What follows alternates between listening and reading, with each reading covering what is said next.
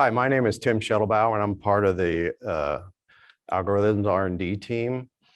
And one of my tasks is to create illustrations for the documentation. And what this talk is about is some of the tricks that I use to create some of these illustrations. And the 5 tricks are style your data quickly, and how to highlight interesting parts of your data, build a hybrid visualization for deeper insight of your data, and I'll show how to construct simple lighting to accent your data and to set the best view to emphasize your data. I know lighting in mystery is kind of lighting in camera is kind of a mystery for some people, and hopefully this will help clear it up. Okay, for styling, we'll start out with something easy here. Just use plot theme. And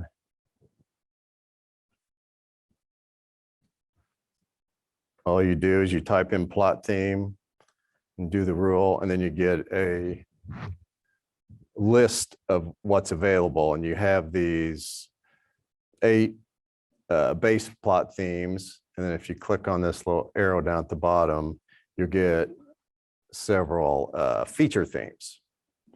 So I'll go ahead and click on just business and evaluate. I'll get the same here.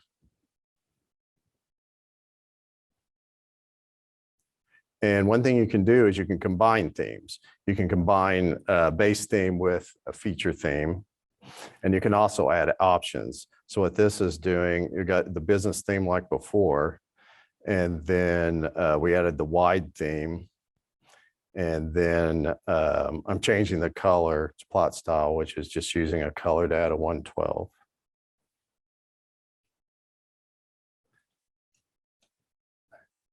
And one tip, I've tried to include some tips in here.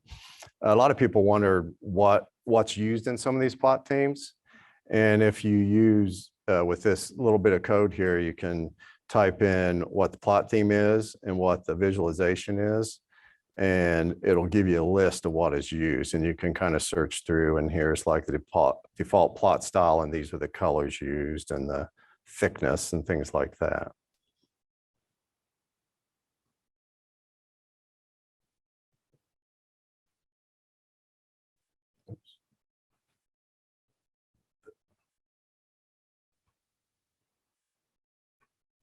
Okay, highlight. There's different types of highlighting you can do. One is surface features, and you can use color function for that.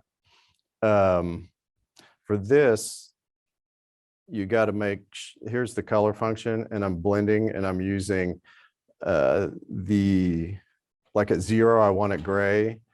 When it reaches 1, I want it red, and at 4, I want it yellow. The important thing here is you have to set color function scaling to false. If you don't, it'll just use 0 to 1 values, and it won't even show the yellow. So if you set that to false, it'll go all the way up to yellow there. And another thing is plot points. A lot of times you get rough textures. If the plot points are too low, you get a real rough texture.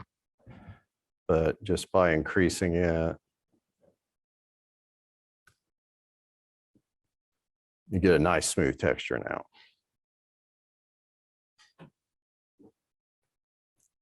now. Another thing you do is specific area. You can highlight it by combining a visualization and graphics 3D by using the show function. Here's the actual plot. And then with show, this is the cuboid. And one of the secrets here is to make a nice consistent color. You can set glow to your color and use black too, because if I don't do that,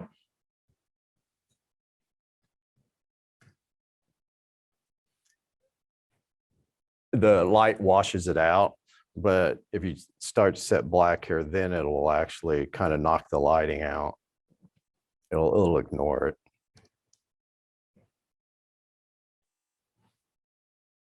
And if you want to do more than, oh, here the highlight object, you can, if you want some shading to it where one edges are darker than the others, you can use ambient light as the color. Another thing that's kind of interesting that I've used in a few of the illustrations is adding a projection shape. And that's real easy to do. All you have to do is actually, it's plotting another surface. So that's what this -15 is. And, and you can control that to put wherever you want. You can move it up or move it down. And this also uses this trick of using this glow with the black. Because if you didn't do that, you wouldn't. You actually get the automatic color and it just wouldn't, it doesn't quite look right. Okay. Another thing doing here is this, the mesh. The default is to show the X and Y mesh lines. But if you just want to show contour lines, you can just, here, slot 1 shows X, slot 2 shows Y, and slot 3 shows Z. So you get a nice, it kind of shows the surface off a little bit better.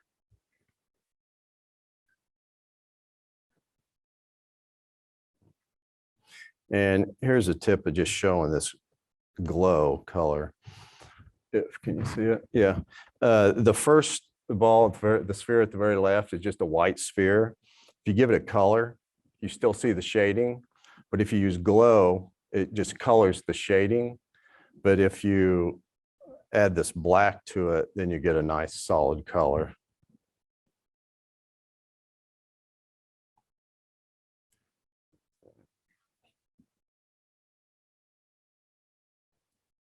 Okay, another thing you do is hybrids, where you're mixing visualizations. You can combine 2D or 3D using the show function again.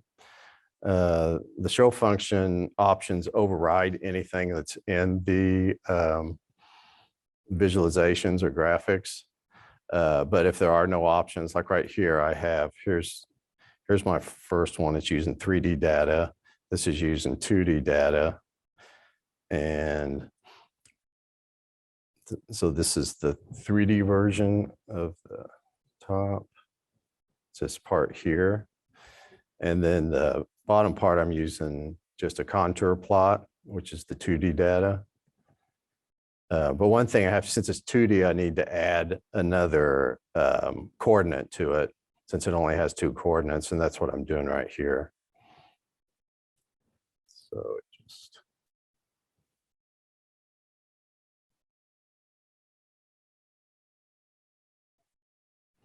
Another easier way you can do this is just use epilogue or prologue for just 2D.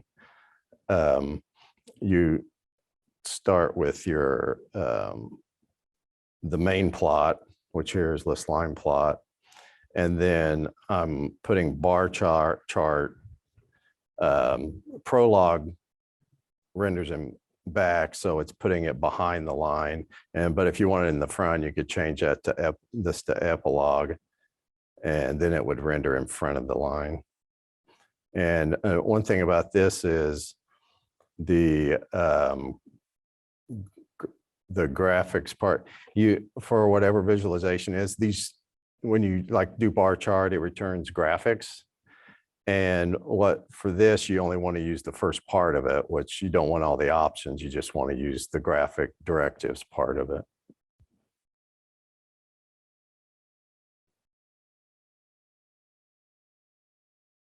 Okay, lighting.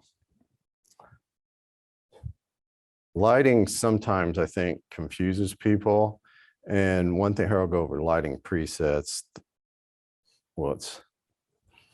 This shows the 4 different presets we have for lighting. The automatic uses color lights. In this box at the bottom, it's actually showing the top view of what it looks like, of the position of the lights and if they're colored or gray. Automatic uses the 3 color lights, and then it uses a gray fill. And it's, let's see, accent, it uses only 1 gray light. And it was created so for the tune shading and the goose shading and hat shading and halftone and stipple shading, because you can use those with multiple lights, but it gets kind of a weird effect. So we created one with just 1 light. Neutral is created for color function, because you'll notice at the top, it really blows out a section here. So you really see a lot of the color that you're wanting to see.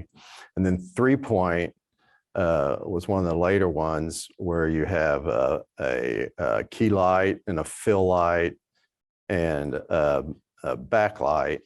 And those were created for the more realistic material shading colors.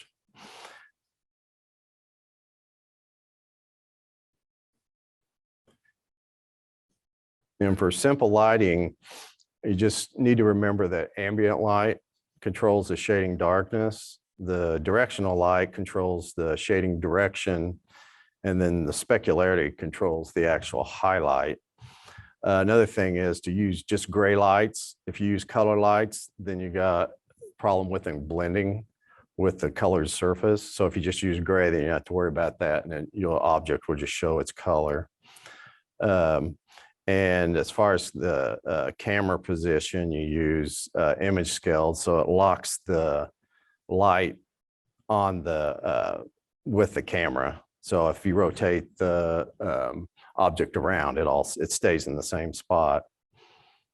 Another thing is you need to override plot style and lighting, because the default plot style and lighting is used. So if you don't override both of them, you might get some weird, it might not behave as you expect. Let's see, like so this,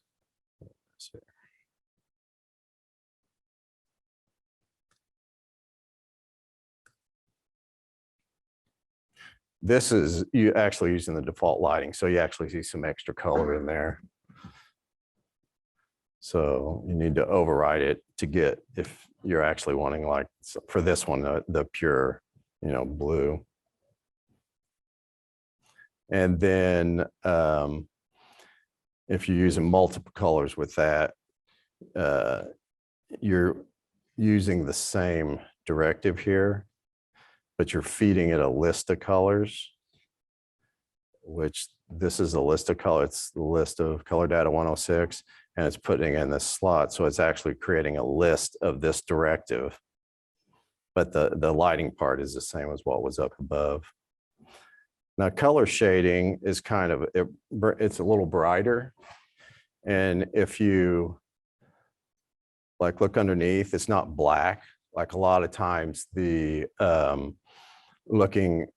underneath of plots is black. So, but if you, the plot style here, I've used a color, but then I also give the ambient light and give it a color. And then that way, all the areas that were dark are actually using the color instead of black. So it kind of makes a nicer, brighter image. And if you have multiple colors, then you can take this ambient light that was down here in lighting, and you just can move it to the plot style. So even though it's light,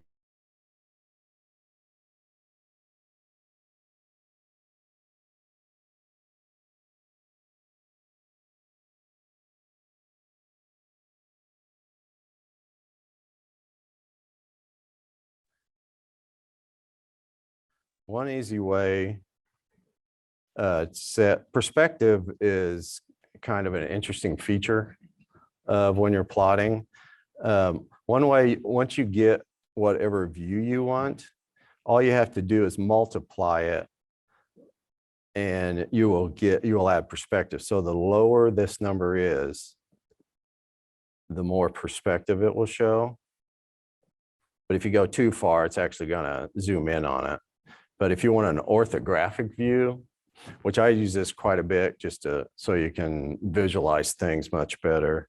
So just multiply it by 10, you'll get an orthographic view, and you can keep going up, but you're not going to see much change.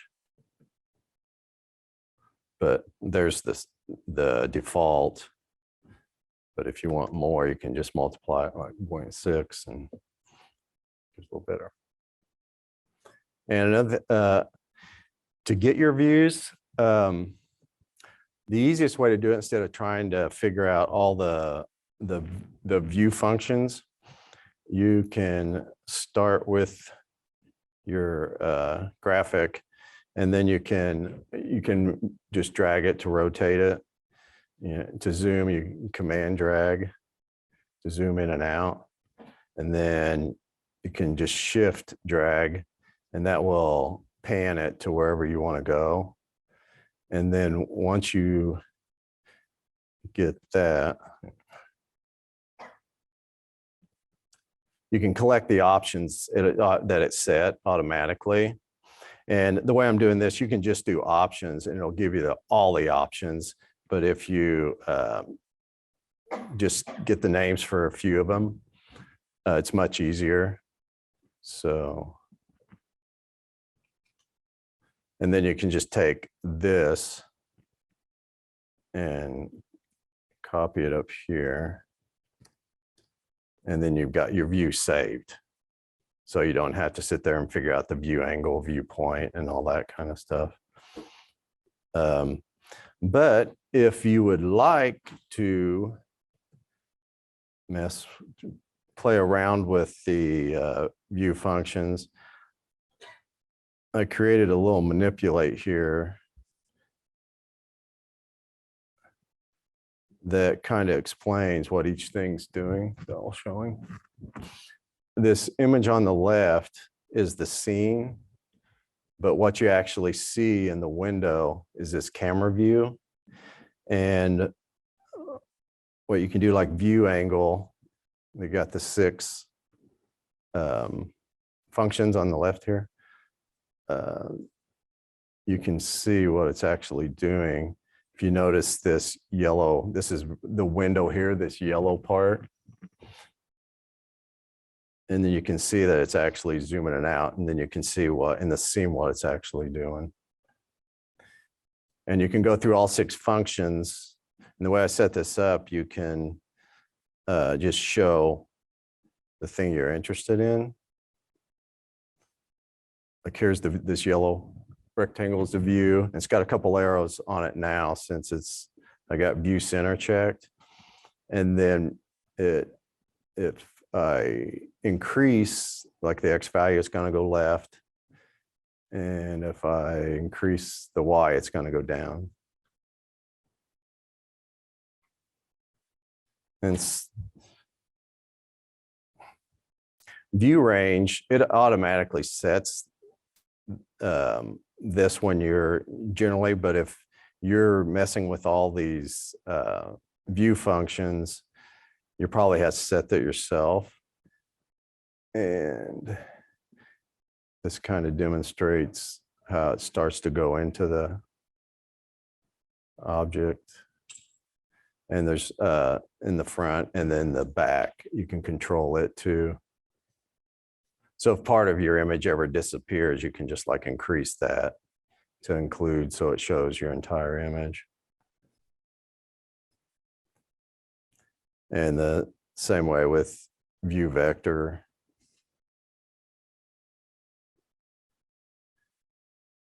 The way I have this set up, the viewpoint actually moves as a camera, and then you can move what it's pointing at. Whoops.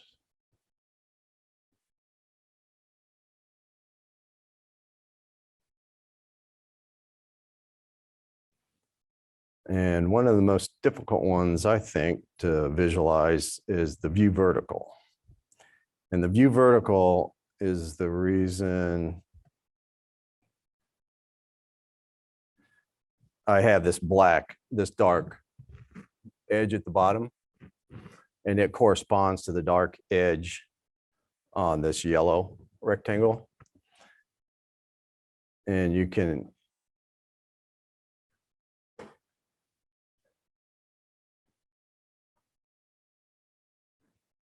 you can actually rotate this around, just kind of match the, whoops, there it is, to match what it looks like. So that's kind of fun. If you're wanting to understand how all the view functions work, this is a pretty easy way to figure it out. So, and if you want to explore more into these, there's a guide, graphic directives you can go to, and 3D graphics options that has a bunch of the shaders and stuff if you're interested in those. So I don't know if this will let me go.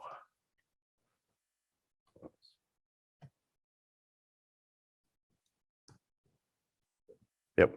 Okay. Here, the interesting part,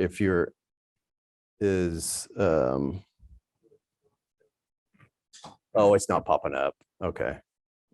I think it's the way, because of Zoom. So, but if you go to those two, one, it shows like the camera, but the graphics directives shows shaders and stuff like that, which is very interesting, I think. So, okay, that concludes my talk. Thanks for coming.